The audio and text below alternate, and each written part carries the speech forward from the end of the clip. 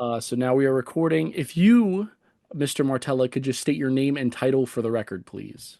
Yeah, I'm Vincent Martella. I play Phineas on Phineas and Ferb. So can you just do the voice for me? Because I know you're credited as the voice, but I just can't imagine it actually Yeah. coming out of your mouth. Yeah, I mean it's weird for me too because when I hear Phineas's voice, I also just associate it with Phineas, but this is my normal speaking voice. But Phineas is completely different. Phineas is so much more excited and always ready for a summer adventure.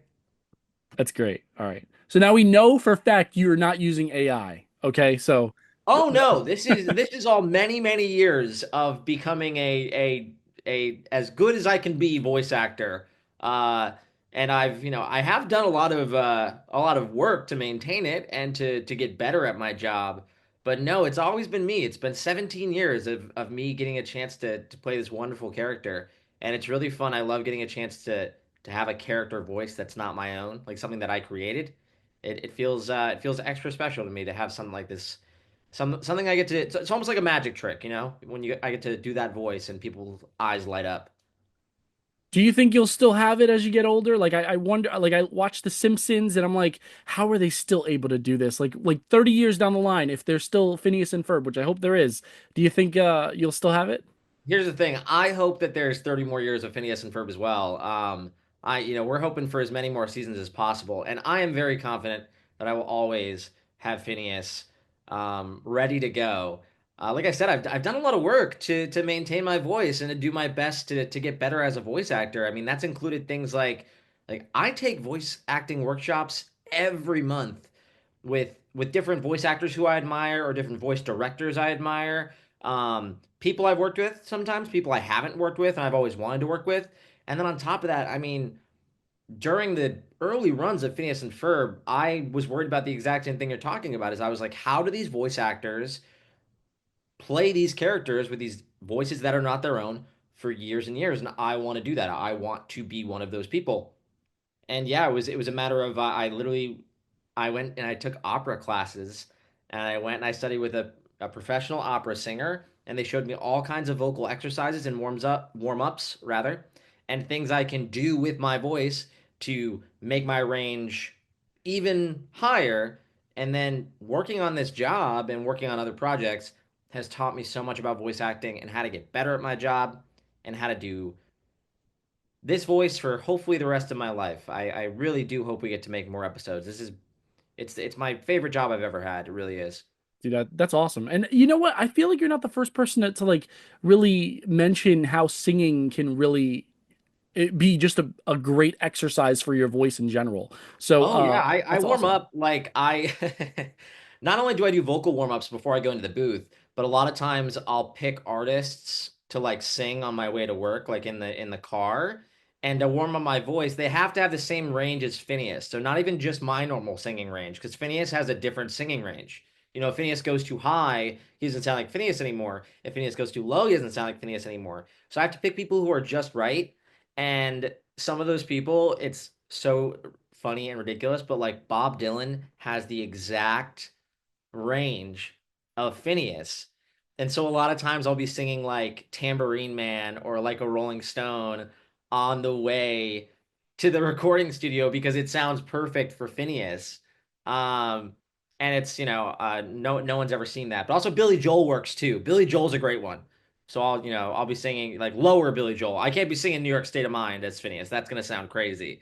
But I can be singing, um, things like Zanzibar. Sounds like a great thing to clip and post on social media, if you ask me. You know what? I need to do that. I got to get the karaoke track of some. Well, a lot of people tell me that Phineas sounds like Green Day a lot, and I have heard that. So I'm gonna have to find some Green Day karaoke and maybe sing like Boulevard of Broken Dreams or something as Phineas. I could totally see it. I could totally hear it. Now let's get into the real questions that I have you. Thank you for entertaining me for those first few No, minutes there. that's my job. That's what I'm here to do. This is just off the bat. Where were you when you got the call that this was happening? Like, what was your initial reaction? I know where I was. I remember seeing the article and I'm like, no way. Didn't they? Wait, no way. And I just the little kid in me just got so excited. So talk to So me do you about where mean you were when I booked the role originally or when it was coming back? when it was coming back. It was coming back. Yeah, no, I remember this very clearly because I found out from the internet. Uh, is I had not heard about it. Now I knew we did a movie called Candace Against the Universe. We worked on it from 2018 to 2020. I like finished like recording that movie during the pandemic, and I was living in New York City at the time because I lived in New York for a little over 3 years, and I had to soundproof a Manhattan apartment, which is really really difficult. And I finished recording that movie for them because it came out in August of 2020. I finished that all that summer, and I recorded music and stuff at home. And after the movie came out, we knew that fans really liked the movie and that it was doing very well on Disney Plus. Our numbers were really good, and we are consistently one of the most streamed pieces of content on Disney Plus. And so we all knew that that was good things, but we weren't sure if that was going to lead to another movie, if that was going to lead to a mini series. Like there were all these whispers, as there always are in in entertainment. And I was I'm a big runner, and I was just starting to run like a 5K, and one of my castmates sent me a Variety article that said Phineas and Ferb is coming back for 2 more seasons, 40 more episodes. And he was like, "Is this true?" And I said, "One second, I have to call Dan Povenmire." And I called him, and he's like, "Vincent Martella, I have a feeling I know why you're calling. How did you find out about the series getting picked up?" He's like, and I was like, "I found out from the internet." He's like, "That's so weird." He's like, "I was just on stage at this Disney event and I told everyone about it, but like that just happened. So how did you hear about it?" And I'm like, "If you just told a room full of people on a stage that the show is coming back," I was like, they're posting it to the internet, Dan. They're posting your words." And that's how I found out. So I found out in the middle of running a 5K. That is an incredible story. And one would think that maybe your agent or, some of your other No. representatives would, hit you up or something, but No, hey, no, not at all. And I'm expecting, like, I really, really hope that these episodes do very well on Disney Plus and that our fans really love them because I truly think it's some of the best stuff we've ever done. Um, but I'm really hoping that that's how I find out if we get picked up for more seasons after this. It's not going to be an agent. It's not going to be anybody from the network. It's going to be a random person being like, "Did you know?" And then I'm going to get to find out that way. I imagine that's how it'll work. hopefully. I do want to Hopefully. talk about the episodes. I did see the first. So how are you guys categorizing it? You say 40 episodes, but Yes. but it's really 20 episodes, right? Because each episode has two inside of it, or is it 40 episodes with two inside of it? Yes, it's 40 episodes with two inside of it. So, Oh, wow, yeah, that's crazy. I know. So right now we have I don't know how they're going to schedule the entirety of them being released.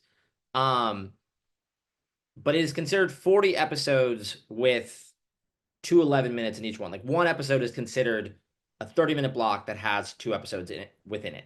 But it's So it's actually really 80 it's episodes really because 80 yeah. stories. Yeah, Wow. it's really 80 stories. So we have a lot of really, really great stories for you guys, and there's so many more that I'm not kidding. There are so many more that we have ready to go for, if we are able to get picked up again. But right now we're in the middle of shooting the back half of those 40 episodes. We're early on in the process of like the secondary portion of those quote unquote 20 episodes. We've been told not to say 2 seasons. It's 40 new episodes. So I believe it's because we don't know how they're going to release it. Is so like we don't know if they're going to release it in like 20 episodes and then there'll be a break for a year and then 20 more episodes. We're not sure. And so I think that they're leaving themselves wiggle room to kind of figure out how they want to do that. But yeah, it's 40 full new episodes. The whole rollout and announcement kind of reminded me a lot of when they brought Futurama back for the millionth time, Yeah. which I think is still has a few more episodes left to go. Where they said, I hope so. That'll be on forever. That'll be on yeah, long after you and I are gone. There'll be new episodes of Futurama. into the future, right? Yeah. In the year 3000. Yes. Exactly. No, so I was there at New York Comic Con when they were talking, when I don't know if it was the first time that the cast and the creatives had reunited. formally since the production had started. But I was there. I remember you talking about how days earlier you had stunned in Pop Crave. I I did. don't know. I did. It was such a big deal for me. I stunned.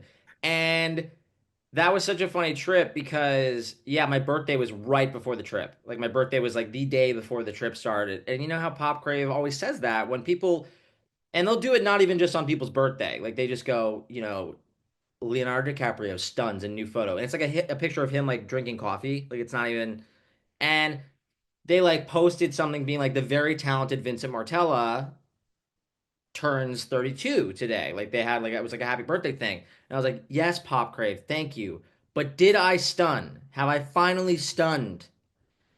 And I posted a picture on my birthday and then they saw that picture and then they were like, Vincent Martella stuns on his 32nd birthday.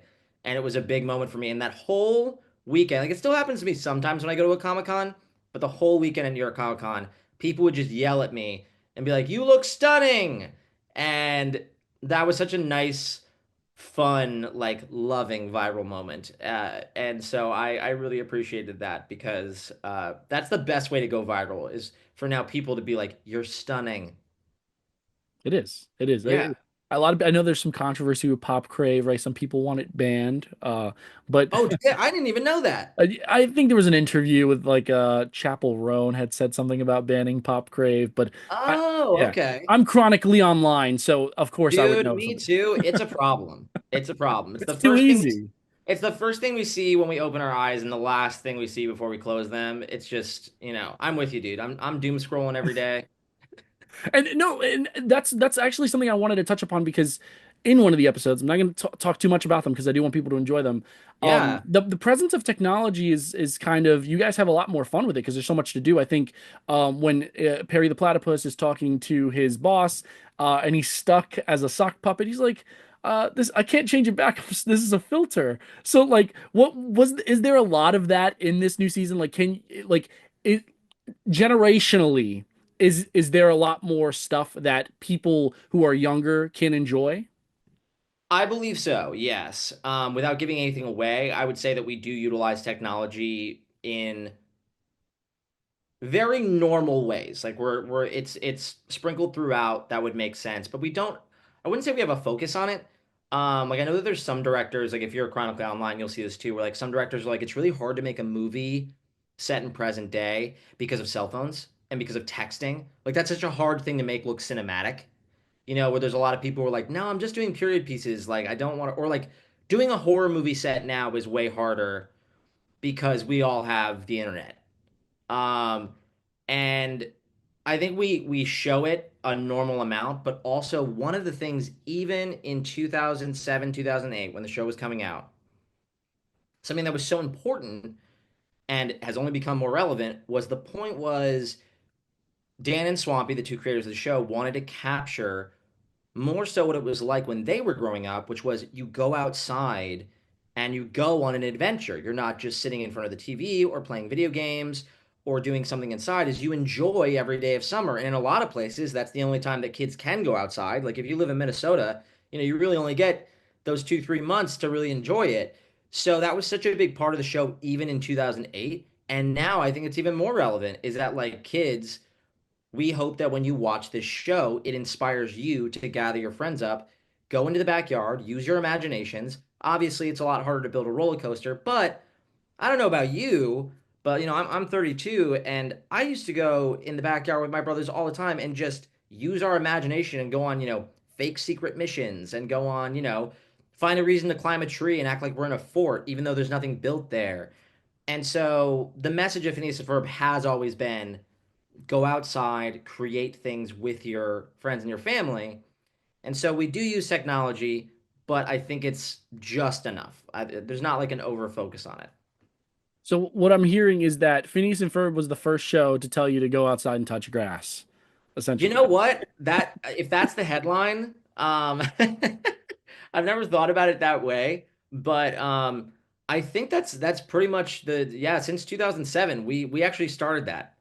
We'll take credit for that. It's I'll take relevant now more than ever. Yeah, I was about to say Dan and Swampy probably can't, and Disney probably wouldn't want to take credit for it. So I'll just personally take credit for inventing that. No, so I'm glad you mentioned that, like the reality of the show, and I always see, I like the show, and I always imagined that naturally it would end because from the opening theme song, there's 104 days of summer vacation. So Yeah, you're there's telling me there's 104. only going to be, are there only ever going to be 104 episodes? Like you guys kind of built yourself in, not you, but like the writers seem to build themselves into a corner.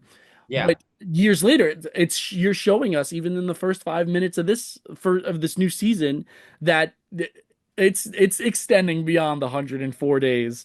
yeah. Um, how I guess you answered this earlier, but how far do you think they can take it? Because as every school year passes by, the characters are going to get older.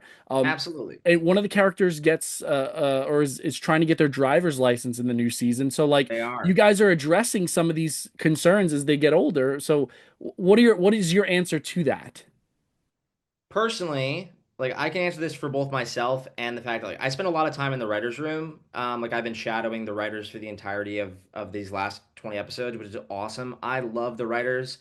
They're so unbelievably talented, and there is great confidence with me as well as all of them that we can do this show as long as they'll let us do it. Like there are so many adventures and so many stories to tell and ways to tell the stories because something that we do in these new episodes is we are focusing on characters we didn't as much before, and you're getting episodes that expand on characters that people have as fan favorites, and we're able to give them their own adventures as well. Like there are a lot of avenues that we get to explore.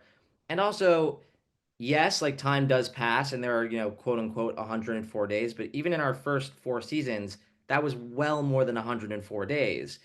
And it's one of those things kind of like how in The Simpsons, Bart never really gets older.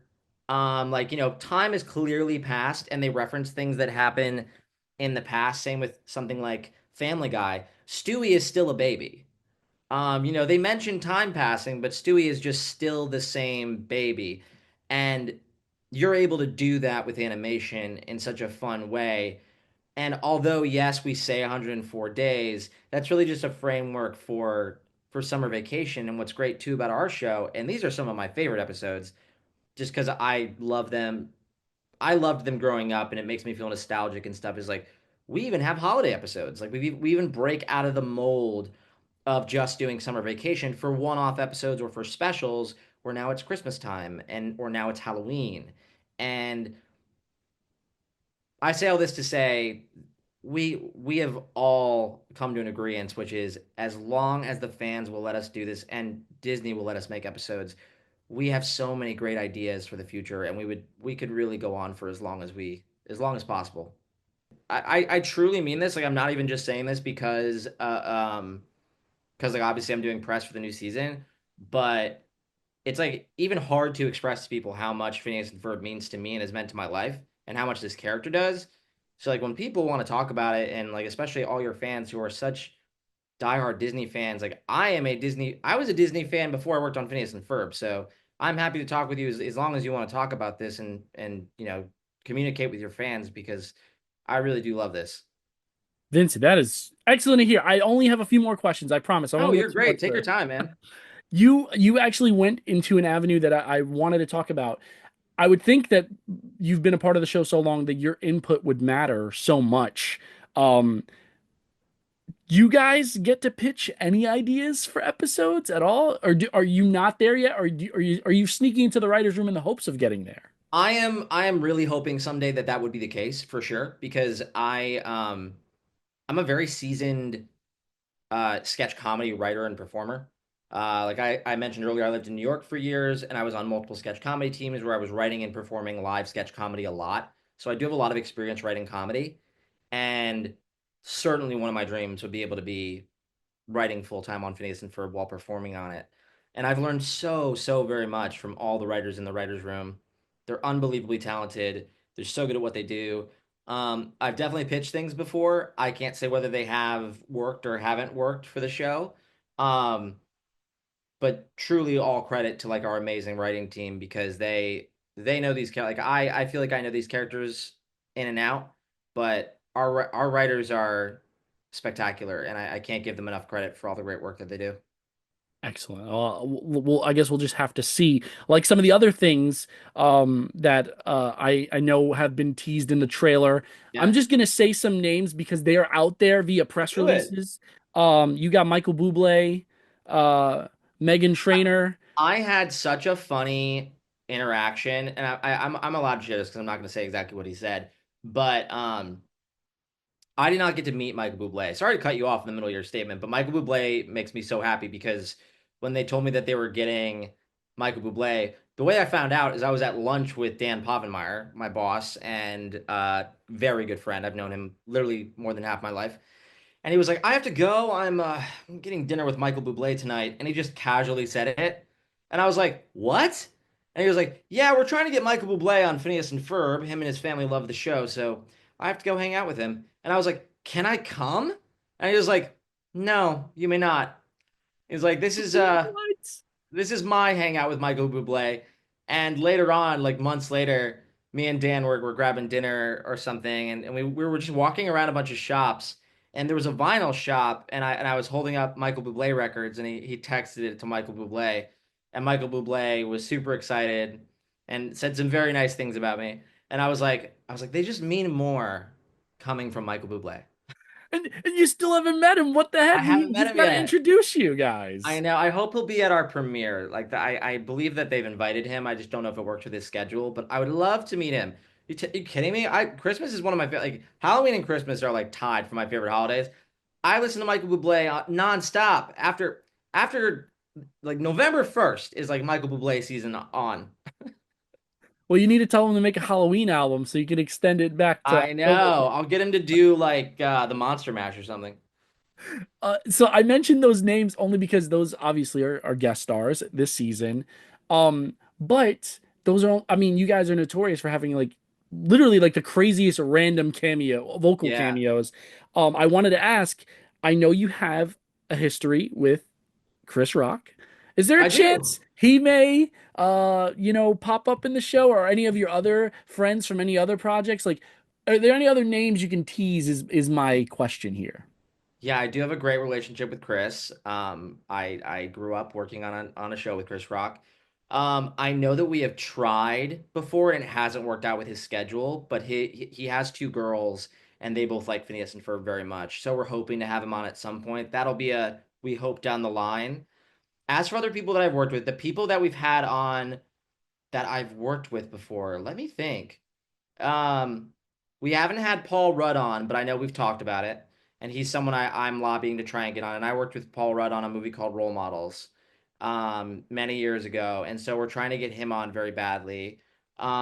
We've had Clancy Brown on numerous times, who plays Mr. Krabs, and I've worked with him on other things. We've had John DiMaggio on, and I worked with him. I played Robin in a two Batman and Robin movies where he played the Joker. Um, but we haven't had anybody from Everybody Hates Chris on. Most of the trouble is most of those actors aren't voice actors. Like Terry Crews is a voice actor. Like he was on Boondocks and he's been on, I believe, American Dad. Um, one of my favorites that is coming up though, I was so blown away, and I can't tell you who it is, obviously, but like it was someone, and they haven't recorded yet. It is someone I have been begging Disney. I'm like, you have to let me record before or after this person so that I can bump into them in the studio because they're like truly someone like I like that. It is my favorite guest star we've ever had, and that'll be in a year from now. So it's gonna be a while, but This is within well known in the voice acting world or well known in the Hollywood world. no, a very one of my favorite athletes. Oh, okay. Yeah, Interesting. That's good that's one. enough. I'll take it. And I'll that's take it. very vague, and I don't think I'll get in trouble for saying No, that. of But it's course not.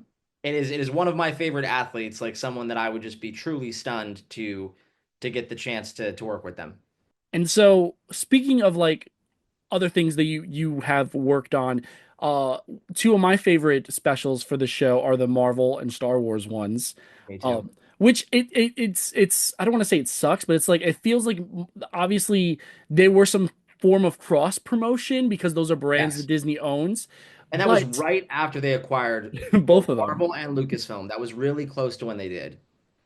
Are there any other, in a perfect world, if there were no licensing issues, are there any cool crossovers that you would like to do? I know you mentioned DC that you've worked on, or DC Yeah. animation rather. Everybody hates Chris, which would be bizarre, but I would watch it because there's an animated reboot of that right now, right? Too. There is, yeah. I play like six characters on that show. None of the other cast that came back, so they don't have me playing myself on Everybody Still Hates Chris. But they're like, "You're a voice actor. Do you want to just come in whenever we need something?" I was like, "Yes." And so they're really like they're so. I'm never using my regular voice on that show. It's a million characters that I created. It's awesome. Um, Star Wars is my favorite one we've done, and dude, they just start like I went to Star Wars night at Disneyland. Did you go? Okay, well, I went to Star Wars Night at Disneyland, and like the day before, they released these amazing. There's like two or three. Are you using that? Is this gonna be like a video recording that you're gonna post somewhere? Because I Yeah, can yeah, show. it'll be on our YouTube channel for Two sure. seconds, 1 second. Of course. These are like the coolest things. Like it's my favorite Phineas and Ferb merch that I own, and it's so obscure that they started selling them at all. But like, there is this really So cool Phineas cool. and Ferb Star Wars. It's like an embroidered. I wore it on Star Wars night, and it's like one of my favorite things that I own now. And I posted this on May the 4th. Um, Look at that. That's so cool. That is very cool. That's me with a lightsaber, dude. And I had always wished that they made Phineas and Ferb Star Wars like action figures. Like I want one of Phineas so bad. But to fully answer your question, sorry for going off on a Disney tangent. No, you're Uh, good. the one I would love to see, and I also think totally fits our characters, but we can't do it because of licensing, is Lord of the Rings. Because we have enough characters to fill out a full fellowship. Dr. Doofenshmirtz would make an absolutely perfect Smeagol and Gollum. Like, and instead of my precious, it's my Perry. Like it's right there, or my platypus. Like, That's and great. we have so many good characters for it. And I just think it would also be really funny to have Buford be like Gimli, to be like a dwarf, and have like Baljeet be like Legolas and be like this beautiful elf. Um, so that would be one I'd love to see. But I really do want to do an Empire Strikes Back Star Wars episode. That's just a lot harder to make happen now with all of the stuff that obviously Disney has with Star Wars going on right now. Like it's a little harder to do it than when we did it. I I mean, look, they let Family Guy do like a whole trilogy of Star Wars episodes. I So mean, come on, like get us on there. What are we doing? yeah, I personally I would love to see. I think this kind of falls in the realm and it's potentially doable. Muppets, right? I feel like that'd be fun. Muppets would be super cool. We did like back in the day we had these little interstitials called Take Two with Phineas and Ferb, where it was like a fake interview segment, and we had Kermit and Miss Piggy on, and that was really cool. I mean, we had some like legendary people on those, but so the Muppets would totally work. And then I also have like my favorite ride at Disneyland is Haunted Mansion, and the Haunted Mansion movies have been like tough, but like since you have this on your YouTube page, I'm just gonna show you. Like, I'm gonna full Disney nerd out. Like, I commissioned a wonderful artist to like paint me.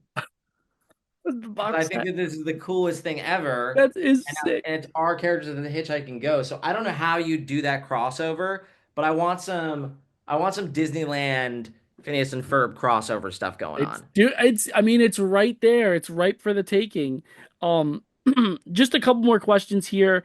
Like I Um said, ask as many as you want, man. Yeah, you're talking to a massive Disney fan here, so you're good. Also, oh, I wanted to point out you were in like The Walking Dead. You were like I was. you were you were a very deadly part of The Walking Dead. I died twice, which is pretty tough to do. Yeah, I died, became a zombie, and then got killed again as a zombie. But I was in Walking Dead, and it was super fun. It was really, really fun. I just ran into actually, I was at a really big event in Brazil, because I'm really famous in Brazil. And I love Brazil. Brazil is fantastic. And I was at one of the biggest Comic Cons in the world, and Norman Reedus was there. And I ran into Norman Reedus, and he totally didn't remember me from like working with me on The Walking Dead.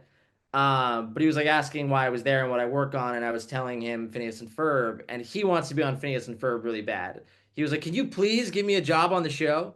And so maybe we'll be able to get him if we get more episodes. Just to have him as Daryl. Just Dude, just have him riding by on a motorcycle. exactly. I mean, it would fit. Somehow it would just work It would out. work out. And then, so this one has been bugging me, and you are the first person that I've actually spoken to on the show, that may have some recollection of this and might be able to help, fill this hole that has been here for like over a decade. Do I'm an you actor. We all have giant holes inside of us we're trying to fill. Do you remember there was supposed to be a live action theatrical Phineas and Ferb movie, or a Phineas and Ferb movie with live action elements I over a do. decade ago? Yeah. What the hell happened? Is there anything you could tell us? What do you know about it? Were you supposed to be in it, or were they going to be two live action actors playing Phineas and Ferb? I don't know. It didn't get that far down. Uh, this is also, a difficult part, like mentally and emotionally. It's a hard part about being in entertainment is that things like that happen. They release like a story and they go, "This is happening," and then it doesn't happen, and it's something that you're so excited about. And so that's why I'm not even kidding when we were coming back for the two more seasons here. I mean, until I'd like signed a contract, which wasn't even for like 6, 7 months till like after the announcement had been made. I was like, I mean, I hope this is true. Like I've heard a lot of things in the past. So I do remember that was happening. I remember stories about it. I remember them talking about how they were bringing in one of the writers from Toy Story 3 to help, script write on it. Michael Arndt, is that his name? I might have been mistaking his name, but he's one of the Potentially. yeah, one of the writers of Toy Story 3, and there was so much info about it, and then it just didn't go anywhere. We just didn't do anything.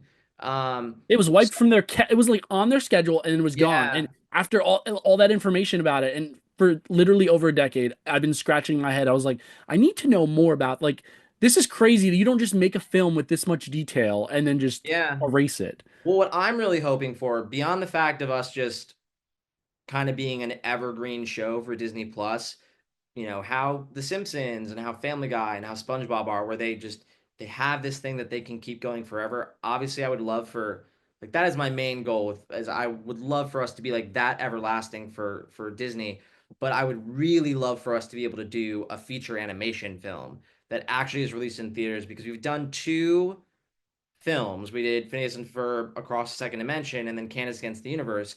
And both of them were one was on Disney Channel and one was on Disney Plus. And I would love to have a theatrical release in theaters for families to go see in theaters our characters. Because also, too, not only would that just be great to see it on the big screen, um, maybe then we could get a ride at Disneyland or Disney World because they only do that for movies. They only do that for their movie properties. And so, a Phineas and Ferb roller coaster at Disney World, like that's the easiest thing in the world. Like that just makes so much sense.